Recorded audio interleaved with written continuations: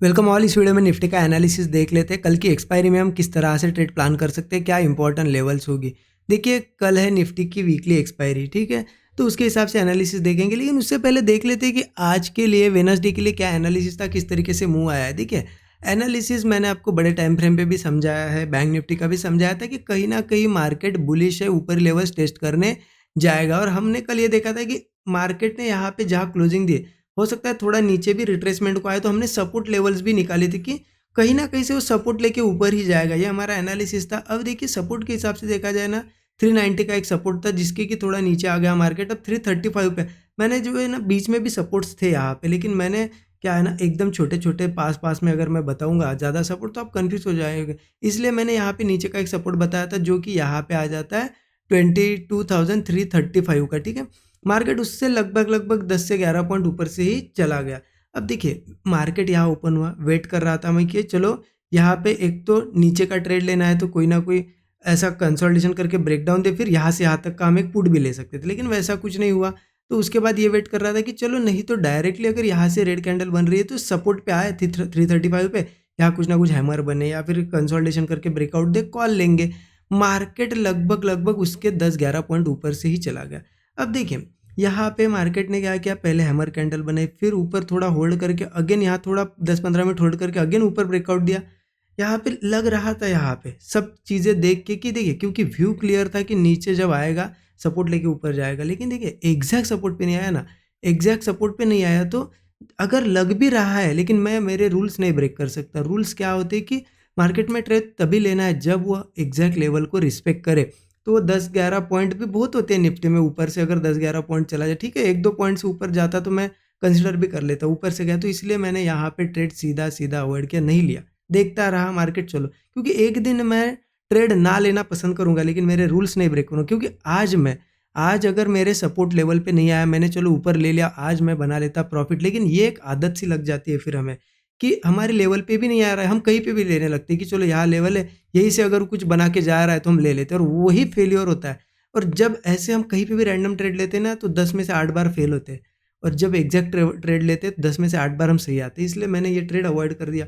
फिर मार्केट गया ऊपर, कहा गया 390 के भी ऊपर गया, बहुत अच्छा, मतलब हमारे जो सपोर्ट लेवल के उनके ऊपर ट्रेड कर रहा था। तो अब वेट कर रहा था कि चलो अब सपोर्ट के ऊपर आ गए, अब कहीं ना कहीं कुछ बना के अगर ब्रेकआउट वगैरह मिलता है, क्योंकि बुलिश यहाँ पे दिखाई दिया था, अगर ब्रेकआउट वगैरह मिलता है तो कॉल लेंगे। तो मार्केट में क्या हुआ ना, यहाँ पे लगभग लगभग हम देख सकते हैं इस तरीके से यहाँ पे मार्केट सस्टेन किया, थोड़ा नीचे आया, अगेन ऊपर गया, और फिर यहाँ पे भी कंसोलिडेट करने लगा। और इस तरीके से हम देखेंगे ना, ऐसा एक ब्रेकआउट यहाँ पे मार्केट ने इसके ऊपर ही डायरेक्टली ओपनिंग दी, तो यहाँ इस कैंडल के आसपास ट्रेड लिया था, छोटा सा स्टॉप लॉस रखा था। लगभग लगभग देखिए मार्केट धीरे धीरे, बहुत धीरे ऊपर जा रहा था, और ऑलरेडी इतना बड़ा मूव आया था, इसलिए मैंने यहाँ बुक कर लिया। ये जो शूटिंग स्टार बनी ना, पहले भी शूटिंग स्टार कैंडल बनी, फिर भी तो ऐसा लगा था कि ठीक है बहुत अच्छा मूव आया, थोड़ा बहुत करेक्शन तो करेगा, इसलिए बुक किया। टारगेट ज़्यादा बड़ा नहीं, 1:3 से थोड़ा कम ही मिल पाया, लेकिन ठीक है। देखिए मॉर्निंग में यहाँ मुझे ट्रेड अगर मिलता, हमारे लेवल पे आता ना, तो बड़ा टारगेट मिलता है। अब बड़ा नहीं मिला टारगेट, ठीक है, लेकिन कुछ ना कुछ तो हमें टारगेट ही मिला ना आज, बस वो इंपॉर्टेंट है। तो ठीक है, देखिए हो सकता है कुछ लोगों ने यहाँ प्लान किया होगा, कुछ लोग थोड़ा सा अगर ऊपर से जा रहा है तो प्लान करते, उन्होंने बनाया होगा प्रॉफिट। मैंने पर्सनली नहीं लिया ट्रेड। लगभग ये रेजिस्टेंस ऐसे बने ना यहाँ पे, और बहुत अच्छा इस लेवल पे कंसोलिडेशन हुआ, तो ये ब्रेकआउट पे ट्रेड लिया गया। स्टॉप लॉस यहाँ पे था, और बहुत अच्छा, ठीक है, शूटिंग स्टार बनी तो निकल भी गया, क्योंकि इतना अच्छा मूव आने के बाद करेक्शन या फिर साइडवेज की पॉसिबिलिटी बढ़ती है ना, तो मुझे वो वापस नहीं देना था प्रॉफिट। ठीक है, तो आपने कहाँ ट्रेड प्लान किया, ये फर्स्ट वाला ट्रेड मॉर्निंग में कहीं लिया, या फिर आपने ये सेकंड हाफ में ट्रेड लिया, मुझे ज़रूर कमेंट में बताइए।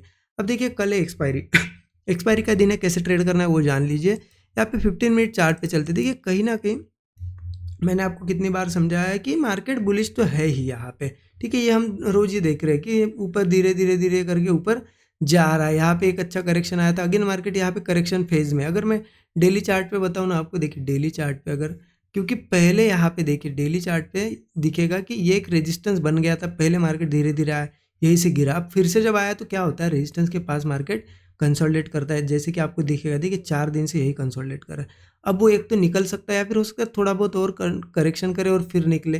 तो इसके लिए हमें यहाँ पे सेटअप देखने पड़ेंगे कि कैसे बनने चाहिए और कौन सी लेवल इंपॉर्टेंट है। तो वही मैं आपको यहाँ पे 15 मिनट चार्ट पे बताता हूँ। देखिए 15 मिनट का चार्ट ओपन कर लिया है, कहीं ना कहीं मार्केट जिस तरीके से यहाँ पे क्लोजिंग मिले, अगर थोड़ा सा भी और कल नीचे आता है तो चलेगा, क्योंकि देखिए इतना अच्छा ऊपर गया है, करेक्शन कर रहा है, थोड़ा और नीचे आएगा तो भी चलेगा।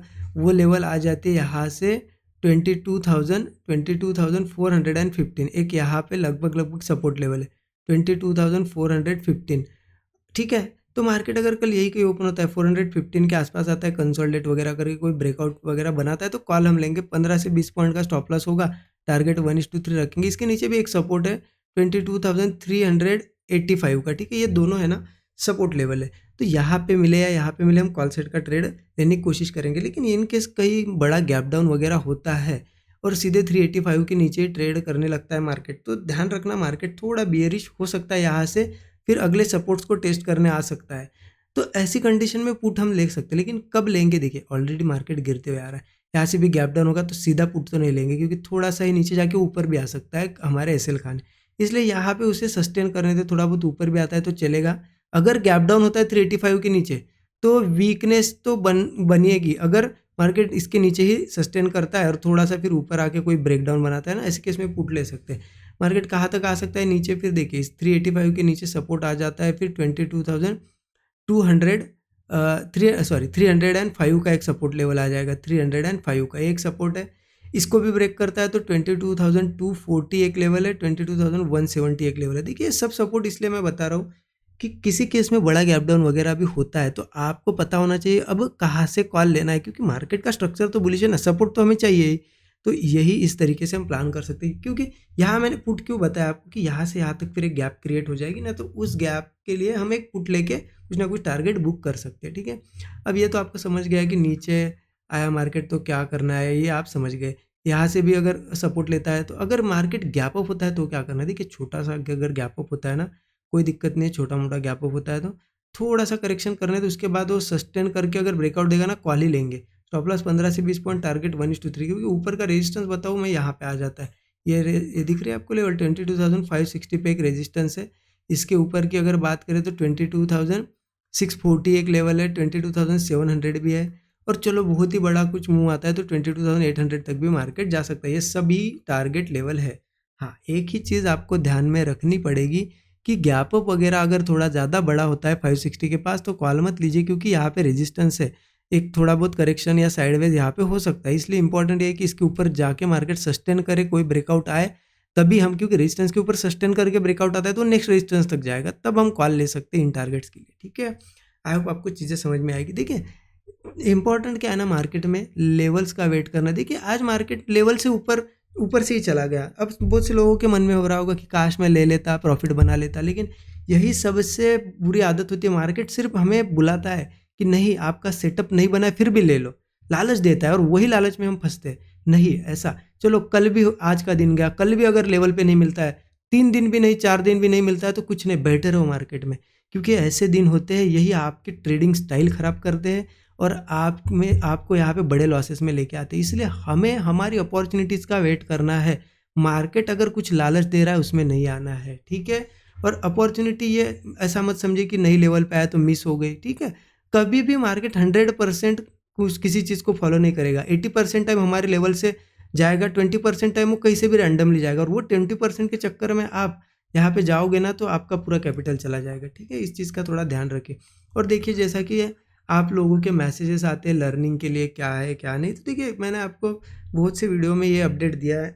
13 आवर्स का कोर्स हमने क्रिएट किया। 13 आवर्स के कोर्स में यही सिखाया गया है कि ये जो लेवल्स जिनको मार्केट आपको पता है डॉट टू डॉट फॉलो करता है 80 से 90% टाइम, ये इंपॉर्टेंट और मेजर लेवल्स कैसे निकालने, उसके लिए क्या है कुछ मेथड्स होती है, उनका यूज़ करना पड़ता है, उससे एनालिसिस करेंगे तो डेली आपको ऐसी डॉट टू डॉट लेवल्स मिलेगी। तो यही चीज़ें 13 आवर्स के कोर्स में हमने सिखाई। उसके साथ साथ मनी मैनेजमेंट कैसे करना है, सबसे इंपॉर्टेंट पार्ट यही होता है।